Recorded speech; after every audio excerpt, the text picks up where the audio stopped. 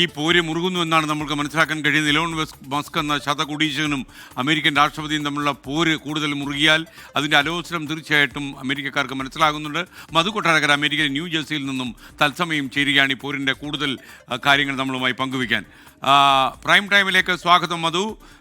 അമേരിക്കയിൽ ഇങ്ങനെ ഇത്രയും പെട്ടെന്ന് ഇവർ തമ്മിൽ പിണങ്ങി ഇങ്ങനെ ഒരു പോരിലേക്ക് കടക്കുമെന്ന് നമ്മളാരും പ്രതീക്ഷിച്ചില്ല. തീർച്ചയായിട്ടും അങ്ങനെ പ്രതീക്ഷിച്ചവരുമുണ്ട്, പ്രതീക്ഷിക്കാതിരുന്നവരുമുണ്ട്. പക്ഷെ കൊച്ചുകുട്ടികളെ പോലാണ് മസ്ക് അല്പം തണുത്തിട്ടുണ്ട്. പക്ഷെ ട്രംപ് പറയുന്നത് ഉടനെയൊന്നും സംസാരിക്കാൻ ഉദ്ദേശിക്കുന്നില്ല. തന്നെയുമല്ല, വൈറ്റ് ഹൗസ് എലോൺ മസ്കുമായിട്ട് ഒരു ഫോൺ കോൾ സ്കെഡ്യൂൾ ചെയ്തിട്ടുമില്ല. പക്ഷെ നേരത്തെ ഒരുപക്ഷെ ട്രംപ് ഇന്നിപ്പം വെള്ളിയാഴ്ച രാവിലെയാണ് സംസാരിക്കുമെന്നുള്ള ചില സൂചനകൾ നൽകിയിട്ടുണ്ടായിരുന്നു. പക്ഷെ ഇത് മൊത്തത്തിൽ നോക്കുമ്പോൾ ഡൊണാൾഡ് ട്രംപിനെ സംബന്ധിച്ച് ചില വ്യക്തിപരമായ നഷ്ടങ്ങൾ വരുമ്പോൾ എലോൺ മസ്കിനെ സംബന്ധിച്ച് ബില്യൺസ് ഓഫ് ഡോളേഴ്സിന്റെ നഷ്ടം വരാനുള്ള സാധ്യതയുണ്ട്. പ്രത്യേകിച്ച് സ്പേസ് എക്സിന്റെ പദ്ധതിയുമൊക്കെ ഗവൺമെന്റുമായിട്ട് ചേർന്നാണ് US ഗവൺമെന്റ് തന്നെ ഒരു പ്രധാന സ്വകാര്യ ബഹിരാകാശ ദൗത്യം എലോൺ മസ്കിന്റെ സ്പേസ് എക്സിൽ കൂടിയാണ്.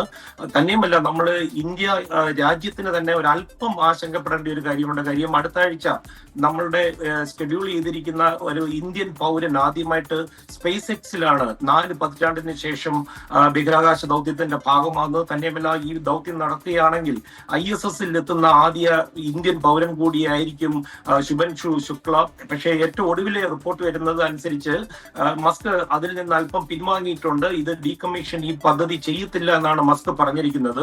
ഇന്ന് ട്രംപിന്റെ വൈറ്റ് ഹൗസിൽ നിന്ന് അനൗദ്യോഗികമായിട്ട് വരുന്നത് ട്രംപ് മാർച്ചിൽ മസ്കിന്റെ കച്ചവടം ഒന്ന് പ്രോത്സാഹിപ്പിക്കാൻ വേണ്ടി ഒരു ചുമന്ന ടെസ്ല വാങ്ങിച്ചിട്ടുണ്ട്. അത് വൈറ്റ് ഹൗസിൽ പാർക്ക് ചെയ്തിട്ടുണ്ട്.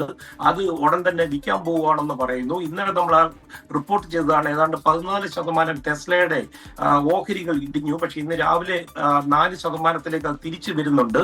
തന്നെയുമല്ല, മസ്ക് ഇപ്പോൾ ആ പ്രതികരണമൊക്കെ നിർത്തിയിട്ടുണ്ട്. US Congress speaker Mike Johnson മസ്കുമായിട്ട് നിരന്തരമായി സമ്പർക്കം പുലർത്തുന്നുണ്ട് ഈ വിഷയം തണുപ്പിക്കാൻ. തന്നെയുമല്ല, റിപ്പബ്ലിക്കൻ പാർട്ടിക്കെതിരെ തന്നെ മസ്ക് നീങ്ങുമെന്നുള്ളൊരു സൂചന ഇന്നലെ നൽകിയിട്ടുണ്ടായിരുന്നു. തന്നെയല്ല, വ്യക്തിപരമായിട്ട് ഡൊണാൾഡ് ട്രംപിനെ ആക്ഷേപിക്കുകയും ഒക്കെ ചെയ്തിട്ടുണ്ട്. ഏതാണ്ട് $300 മില്യൺ കഴിഞ്ഞ ഇലക്ഷനിൽ റിപ്പബ്ലിക്കൻ പാർട്ടിക്കായിട്ട് മസ്ക് മാറ്റിവെച്ചത്. ഇതിലൊരു 100 മില്യൺ കൊടുക്കാനുണ്ട്. അത് കൊടുക്കുമോ ഇല്ലയോ എന്നുള്ളത് കണ്ടറിയണം. പക്ഷേ ഇവരുടെ രണ്ടുപേരുടെയും സ്വഭാവം വെച്ച് നോക്കുമ്പോൾ ഇവർ വീണ്ടും കൂട്ടുകൂടാനുള്ള സാധ്യത ഏറെയാണ്. താങ്ക് യു മധു. അമേരിക്കയിൽ നിന്ന് മധു കൊട്ടാരക്കരയാണ് നമുക്കൊപ്പം ചേർന്നത്.